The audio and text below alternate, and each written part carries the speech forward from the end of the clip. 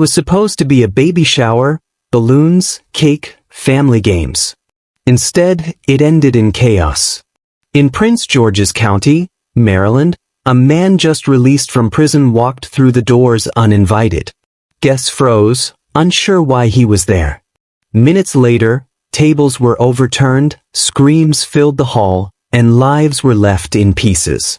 The gunfire silenced what was meant to be a celebration of new beginnings. But the story didn't start in that community center.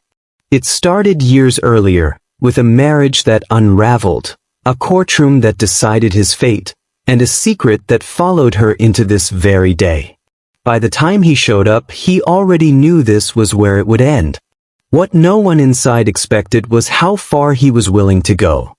On that Saturday afternoon in Glenarden, Maryland, the multipurpose hall of the local community center was filled with decorations. Silver and gold balloons arched across the entryway, folding tables were covered in pastel cloths, and a buffet spread lined the back wall. Relatives carried wrapped gifts inside, while children darted between rows of chairs. Music from a rented speaker mixed with the sound of laughter. For Azaria Bell-August, a 28-year-old nurse expecting her first child, the day represented a turning point. She had moved forward from a difficult past and was surrounded by friends, family, and her fiancé, Quillen Lyle. The baby shower was meant to mark the beginning of a new chapter. Guests played games, passed envelopes stuffed with cards, and posed for photographs in front of a balloon backdrop. Azaria's mother organized the gift table, and her cousins recorded the event on their phones. Every detail had been prepared to celebrate not only the baby's arrival but Azaria's recovery from years of turmoil. No one in attendance expected anything to disturb the joy inside that hall. At approximately 3:40 p.m., the double doors creaked open. Conversations faded. A man stepped into the room, tall, thin, wearing dark clothing that contrasted with the pastel decorations. Several older relatives recognized him immediately. It was Khalif Dorian Mays, Azaria's ex-husband. Khalif had been released from prison just weeks earlier. 7 years earlier, a courtroom in Upper Marlborough had sentenced him on charges stemming from violence inside the marriage. Azaria had testified against him, and her words had carried weight with the jury. The protective order that followed the conviction was still on file, though its enforcement had lapsed with his release. To most of those inside the community center, Khalif was nothing more than a name in Azaria's past. To those who knew the details, his sudden appearance was alarming. The room shifted instantly. Guests nearest the entrance moved back. Parents pulled their children close. The DJ cut the music, leaving only the faint hum of the speakers. In the silence, Khalif took several steps forward, scanning the hall with a fixed gaze. He wasn't carrying a gift. He hadn't been invited. His presence was deliberate. Azaria stood at the front of the room, one hand resting against her belly. Her smile froze. Her fiancé, Quillen, shifted beside her, stepping forward instinctively. The festive energy that had filled the hall minutes earlier drained away. Relatives whispered, some retreating toward the exits, while others stared in disbelief. Khalif's eyes settled on Azaria. In that moment, the meaning of the day collapsed. For the guests, the atmosphere transformed from celebration to confrontation. The woman they had come to honor was now face to face with a man who symbolized years of fear, conflict, and unresolved history. Witnesses later told investigators that the silence seemed to stretch for several seconds. No one moved, no one spoke, until Khalif broke the stillness with his voice. What he said was brief, but his tone carried bitterness and intent. Inside the Glenarden Community Center, the baby shower had turned cold. The confrontation had begun. Before the violence, there was a love story that drew two young people together in Prince George's County. Azaria Bell-August was working long shifts as a nursing student and picking up extra hours at a Largo grocery store. She was known for her discipline and for carrying herself with quiet confidence. On a humid evening outside a Target parking lot, her car wouldn't start. That was when she first met Khalif Dorian Mays. Khalif had grown up in the same county, working at a nearby auto shop. He offered help, pulled jumper cables from his trunk, and got her engine running. That small act of service marked the beginning of their relationship. Their early days reflected the culture of the county. They met for late dinners at Milk and Honey, walked by the water at National Harbor, and spent summer afternoons at Watkins Regional Park. Khalif's charm and attentiveness made an impression on Azaria. He arrived with flowers on her porch, showed up at her job with food, and introduced her proudly to his family at backyard cookouts. Family members recall Khalif as polite, soft-spoken, and determined to build stability. He spoke often about wanting his own repair business. Azaria, balancing school and work, found his ambition reassuring. To those around them, they looked like a couple on the rise. They married less than 2 years after meeting. The ceremony was small, held in a local church near Upper Marlborough, with relatives crowding the pews and friends dancing at the reception afterward. Azaria wore a lace gown her mother had altered by hand. Khalif wore a rented suit but carried himself with pride. Their photographs showed the promise of a partnership built on love and hard work. The first year of marriage brought the pressures that often test young couples. For Azaria Belagist and Khalif Dorian Mays, the stress of bills and long work hours began to expose deeper issues. Azaria's nursing schedule demanded overnight shifts and long weekends at the hospital. Khalif claimed it worried him, but his concern shifted quickly into suspicion. He called her repeatedly during her shifts, demanding proof that she was at work. If she didn't answer right away, he accused her of avoiding him. Coworkers recalled seeing her step away from patients to answer his calls, whispering explanations into the phone. The pattern grew heavier with time. Khalif began insisting she share her location on her phone. He drove past the hospital parking lot on nights he knew she was scheduled to work. What began as check-ins turned into surveillance. Friends noticed Azaria declining invitations, explaining she was too tired, though they suspected she was keeping the peace at home. Tension inside their home escalated.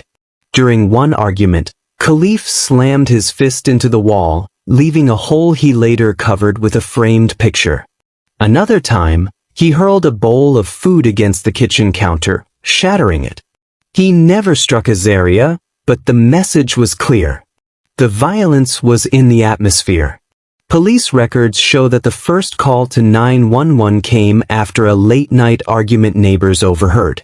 Officers responded to the address, spoke briefly with both parties, and left. Azaria declined to press charges.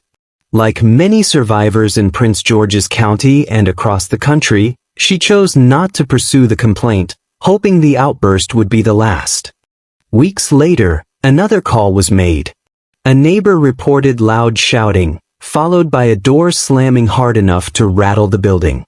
Officers again arrived, documented the disturbance, and handed Azaria pamphlets for the county's Family Justice Center. The paperwork would later become part of the broader case file, though at the time no charges were filed. Azaria told them she didn't want her husband arrested. Relatives recall Azaria trying to explain away Khalif's behavior.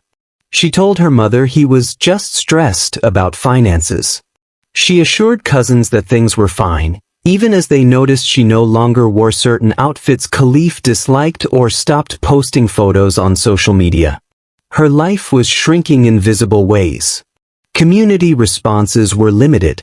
Police, bound by her reluctance to press charges, left with little more than incident reports. Friends offered her places to stay, but she declined, choosing instead to return home each time. The control Khalif exerted was tightening, and the fear was growing, even if it wasn't spoken aloud. By the end of that first year, the couple's marriage looked different from the joyful photographs taken at their wedding. The laughter at family cookouts had faded, The nights at National Harbor had been replaced with silence or shouting.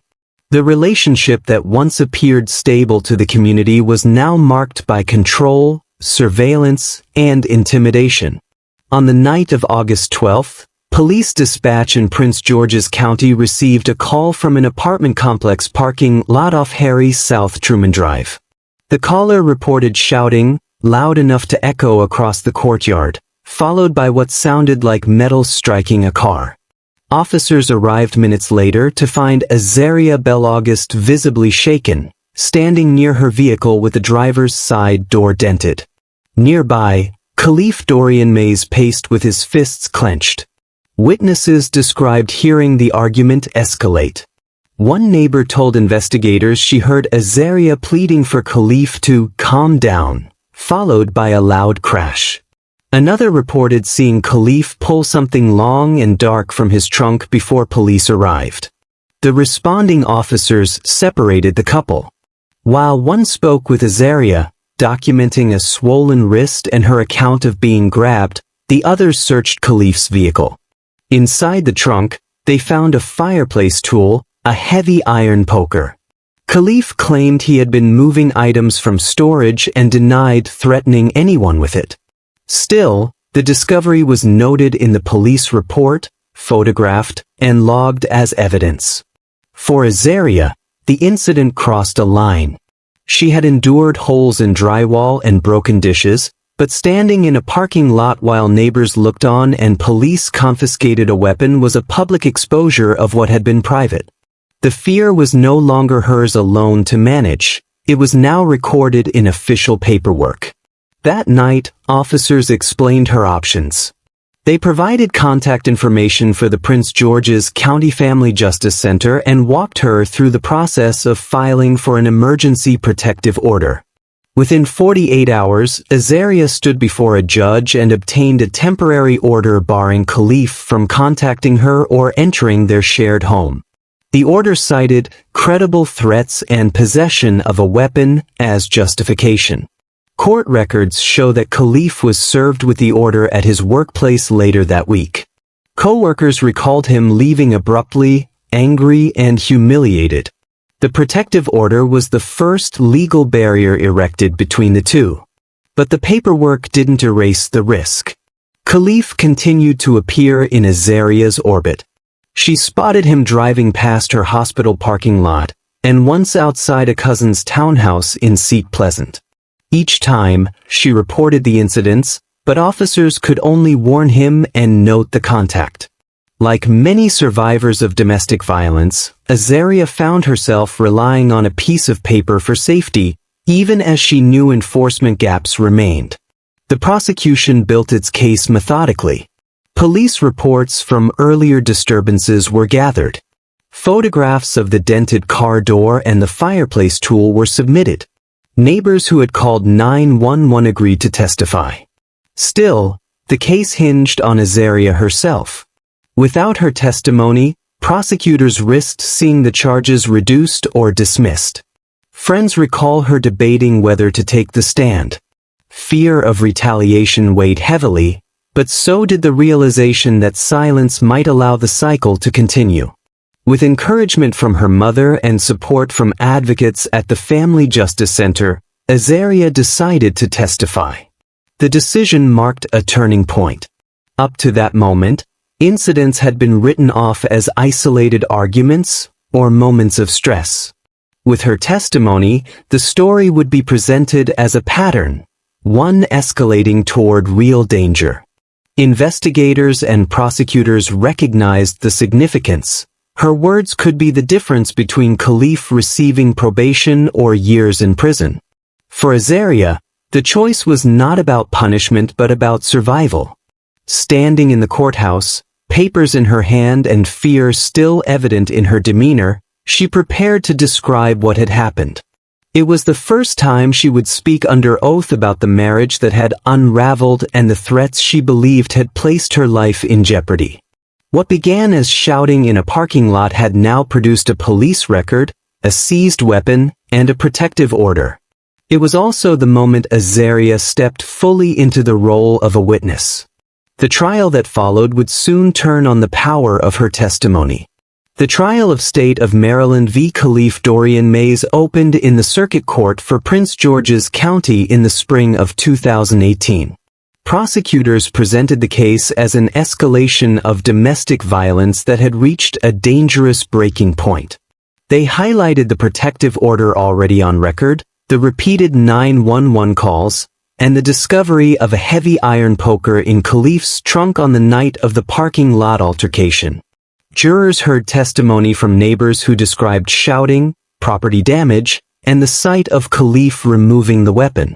Police officers took the stand to confirm what they had found, producing photographs of the dented car door and the seized poker. The pattern of control and intimidation was laid out as evidence of an ongoing threat. But the prosecution's strongest witness was Azaria Bell-August herself. On the second day of testimony, she walked into the courtroom accompanied by a victim advocate. She sat at the witness stand, swore her oath, and began to describe the series of incidents that had unfolded in her marriage. Her voice was steady as she recounted the controlling phone calls, the smashed objects, and the long nights of tension that preceded the final confrontation. The pivotal moment came when the prosecutor asked her directly about the threats Khalif had made. Azaria paused, took a breath, and repeated the line that would come to define the trial. "He told me, if I can't have you, nobody will." The courtroom fell silent. Jurors leaned forward, some scribbling notes. That sentence, brief and chilling, cut through the complex web of reports and paperwork. It framed the case not only as an act of intimidation but as a declaration of intent. To the jury, it was evidence that Khalif's behavior carried the potential for deadly consequences. The defense attempted to push back. Khalif's attorney argued that the words were exaggerated, born out of a heated argument rather than a literal threat. He emphasized that Khalif had no prior felony convictions and insisted the confrontation in the parking lot was a misunderstanding fueled by stress and marital breakdown. The poker in the trunk, the defense claimed, was an unrelated household item, not a weapon. As the trial progressed, Khalif grew increasingly agitated. He shook his head during Azaria's testimony and muttered under his breath as the prosecution presented photographs and reports. When the prosecutor repeated Azaria's statement in closing arguments, Khalif's restraint broke. He stood abruptly, shouting across the courtroom that it was a lie. Deputies moved quickly, restraining him as the judge ordered him to sit. The outburst echoed in the silent chamber, reinforcing the prosecution's image of a man unable to control his anger. Deliberations were brief. After just over 2 hours, the jury returned with a verdict: guilty of attempted second-degree assault and violation of a protective order. The count of possessing a dangerous weapon with intent to harm was also sustained. During sentencing, the judge cited the pattern of intimidation and the credibility of Azaria's testimony. "This court finds the defendant presents a continuing danger," the judge stated. Khalif Dorian Mays was sentenced to 10 years in state prison, with 7 years to serve and the remainder suspended on probation. The protective order barring contact with Azaria was extended through the duration of his sentence. As deputies led him from the courtroom, Khalif turned toward Azaria, his face twisted with anger, but he said nothing further.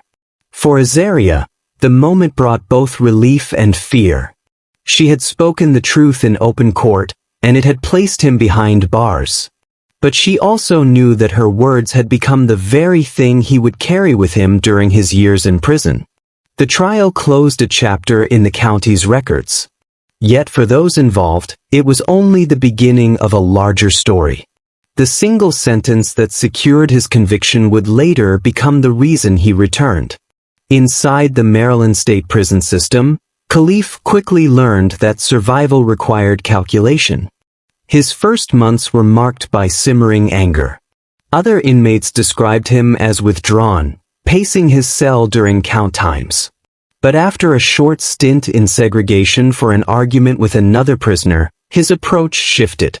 He decided to play the role of the model inmate.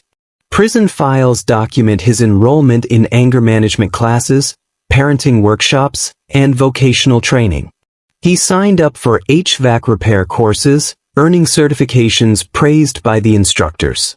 He kept a spotless disciplinary record for years afterward. Correctional officers noted his respectful demeanor. To those reading the reports, he appeared to be a man intent on rebuilding. Parole eligibility hearings depend heavily on such documentation. Boards review disciplinary records, course completions, and reports from staff. They cannot measure inner motives or the weight of grudges carried in silence. For Khalif, this worked to his advantage. On paper, he was rehabilitated. In reality, he was rehearsing patience. Letters show that Khalif's contact with family dwindled. His sister visited occasionally, but he received no communication from Azaria Bel-August. In interviews with investigators later, she said she refused to open letters that came from him, handing them directly to her attorney or discarding them unopened. That absence hardened his fixation. What defined his prison years was not remorse but memory. Former inmates housed alongside him later recalled hearing Khalif speak about betrayal.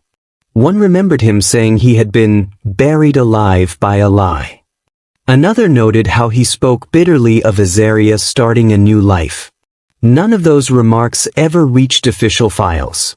In the record, Khalif was cooperative, compliant, and prepared for release. By 2024, Khalif had served nearly 7 years. He appeared before the parole board as a man with certificates, work history in the prison shop, and no infractions. He spoke of mistakes, of wanting a second chance, and of plans to start fresh in Prince George's County with the help of relatives. The board weighed his conduct, his participation in programs, and his lack of prior felony convictions. They approved his conditional release. On the morning of his release, Khalif left prison with a duffel bag, a packet of paperwork, and conditions of supervision. His record marked him as a man who had completed his time successfully. But in his silence, he carried forward the same resentment that had been exposed in court years earlier. For Azaria, unaware of the timing of his release, the chapter written in the courtroom was not yet closed. Khalif's years in a cage had not erased his anger. They had only taught him how to wait.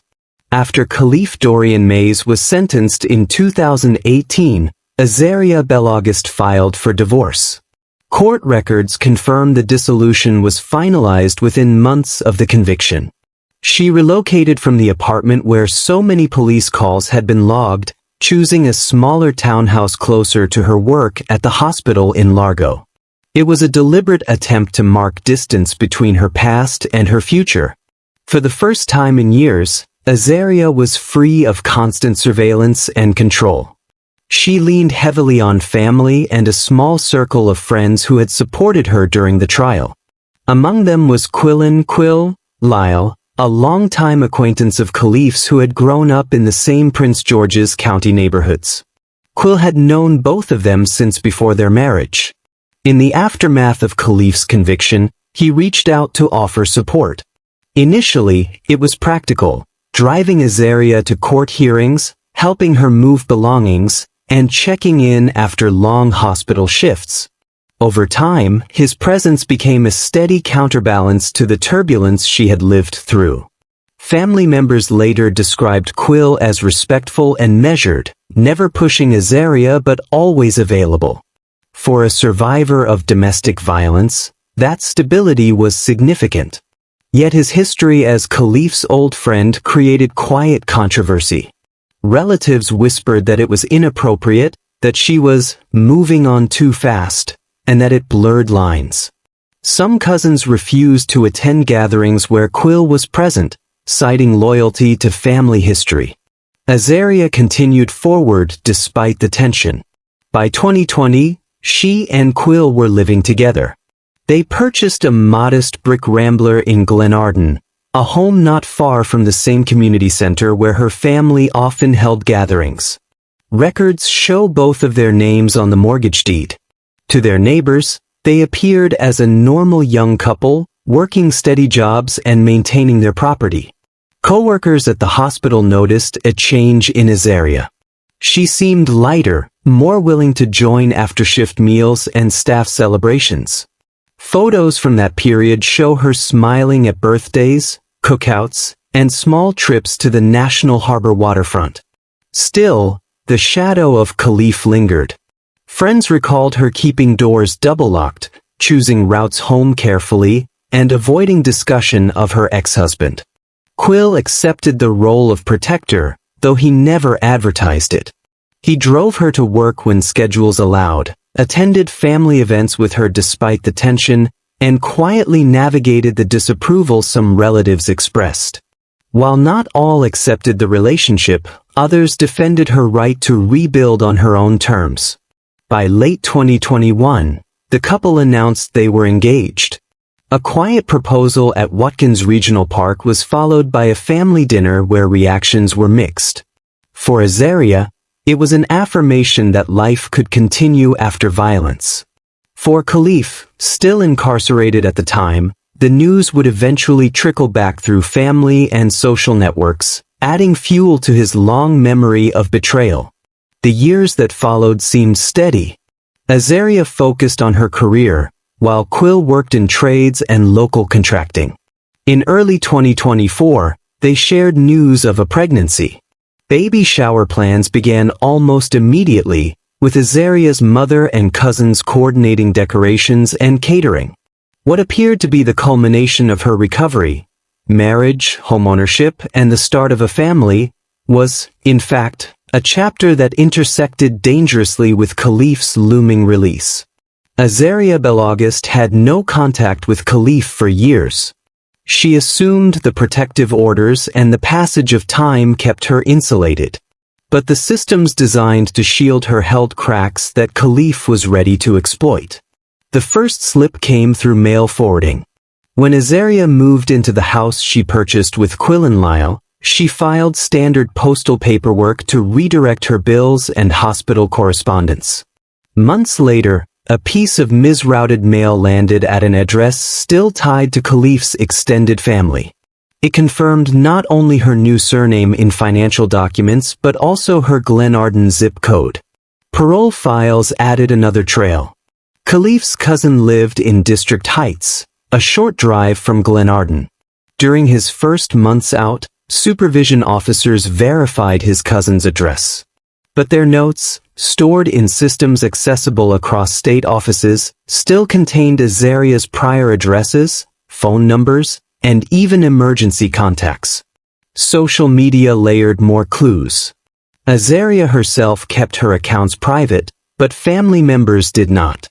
A cousin posted photographs of baby shower decorations in progress, balloon arches, pastel tableware, and a banner printed with Azaria's name. The post was tagged at the Glenarden Community Center, an innocuous update that gave Khalif precise location data. A week later, a church acquaintance posted a flyer for the shower, complete with date and time. None of them imagined it as risky. For Khalif, it was an open invitation. Investigators later reconstructed how Khalif pieced it together. After release, he began driving routes around Largo and Glenarden, noting familiar cars and properties. Surveillance cameras captured his vehicle parked near Azaria's block on at least 2 occasions, though at the time the footage went unnoticed. Phone records suggested late-night searches for event spaces and catering services in Prince George's County.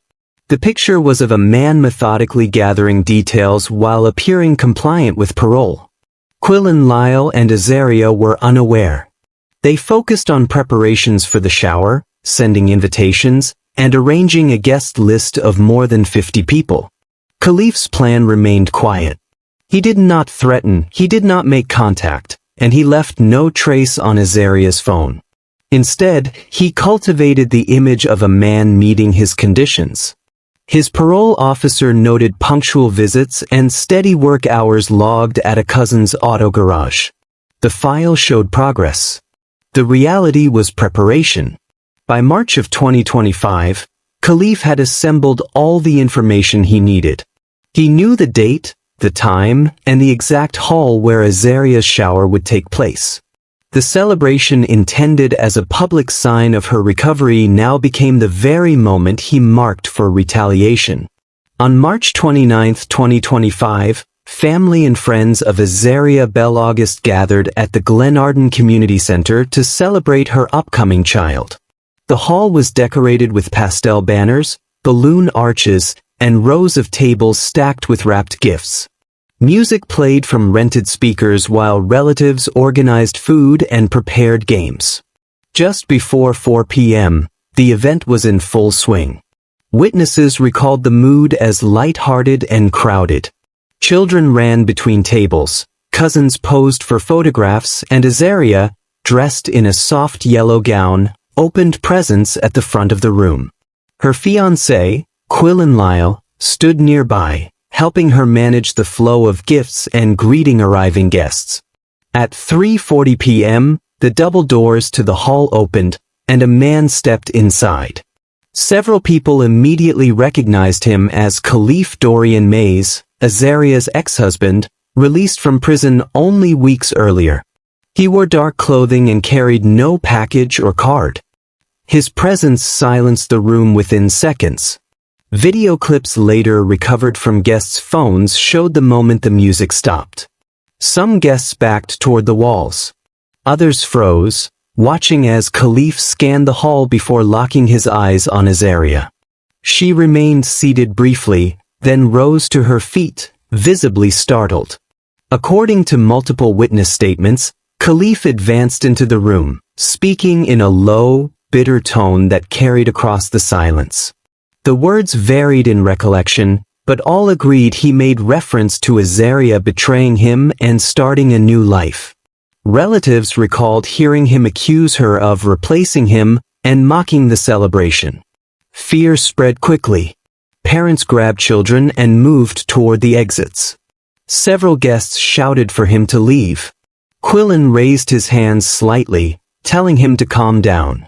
Investigators later determined that Khalif was already armed. At 4:02 p.m., Khalif drew a 9mm pistol from his waistband. Panic erupted. Guests screamed and dove for cover behind tables and chairs. One relative described the sound of chairs scraping across the floor as dozens of people rushed toward the exits at once. Quillen remained in front of Azaria, holding his ground.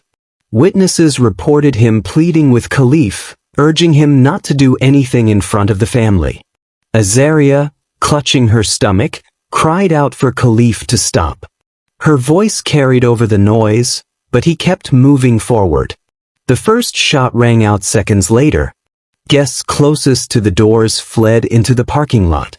Others fell to the floor, shielding themselves behind overturned tables. A balloon arch collapsed as people pushed past it. The second and third shots followed in quick succession. Reports later confirmed that Quillen was struck while attempting to block Khalif's advance. He fell near the front row of chairs, bleeding heavily. Azaria screamed as relatives tried to drag her back, but she resisted, reaching toward him. Khalif fired again. The first 911 calls from the Glenarden Community Center were logged at 4:03 p.m. Callers reported an active shooter, children screaming, and guests fleeing into the parking lot. Multiple patrol cars from Prince George's County Police raced toward the scene, followed by EMS units and fire rescue. When officers entered the building at 4:08 p.m., they found chaos. Tables were overturned, chairs scattered, and food trampled across the floor. Balloons lay deflated in corners, torn apart in the rush to escape. The smell of gunpowder still lingered in the air. Survivors huddled outside described the shooter still inside, armed and moving toward Azaria Bell-August. Officers confronted Khalif Dorian Mays near the front of the hall.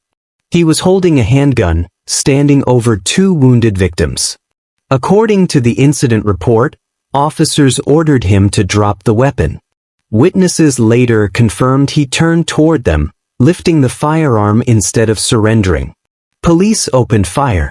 Khalif was struck multiple times and collapsed at the scene. He was pronounced dead within minutes.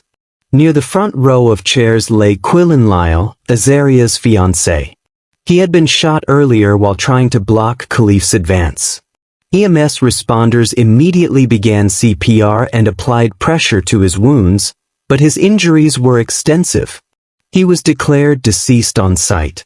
Azaria herself was found nearby, bleeding heavily from a gunshot wound to the abdomen. She was conscious only briefly, drifting in and out as paramedics worked quickly. Witnesses recalled her clutching her stomach, whispering about the baby. Because of the severity of the wound and her late-term pregnancy, medics performed an emergency delivery inside the ambulance as it sped toward the hospital. The procedure was frantic but successful. A premature baby girl was delivered and stabilized while her mother's pulse began to fade.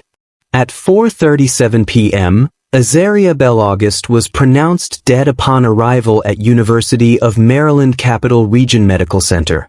The infant was transferred directly to the neonatal intensive care unit.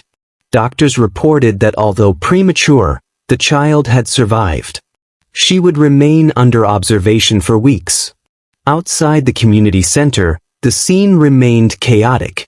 Dozens of guests, many still in shock, gave statements to detectives. Some described ducking under tables as bullets flew. Others recalled dragging children to the exits, shielding them with their bodies.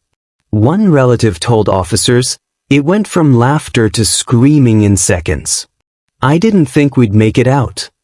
By nightfall, the building was secured as a crime scene. News crews gathered behind police tape, reporting the tragedy as stunned neighbors looked on.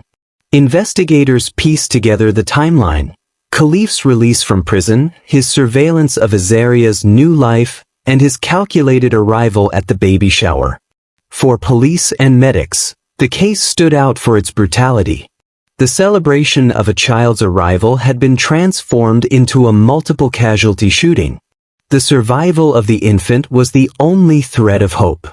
The baby girl, delivered in an ambulance as her mother's life slipped away, had become the center of the family's effort to rebuild. Her grandmother, Lorraine Bell, assumed full guardianship and raised her in the same Largo townhouse where Azaria herself had once lived. The family nicknamed her Hope. Court filings list her legal name as Imani Bell Lyle, but among relatives and neighbors, Hope became the identity that carried her forward. The name reflected what remained after the violence, a living reminder that life continued even after tragedy. The narrative ended where it began, with a child. Born in violence, raised in love, she embodied both the cost and the endurance of a family forced to confront the consequences of one man's decision to retaliate. Azaria's words in court had once sealed a conviction. In the end, her legacy was written not only in the record of testimony but in the life of the daughter who survived.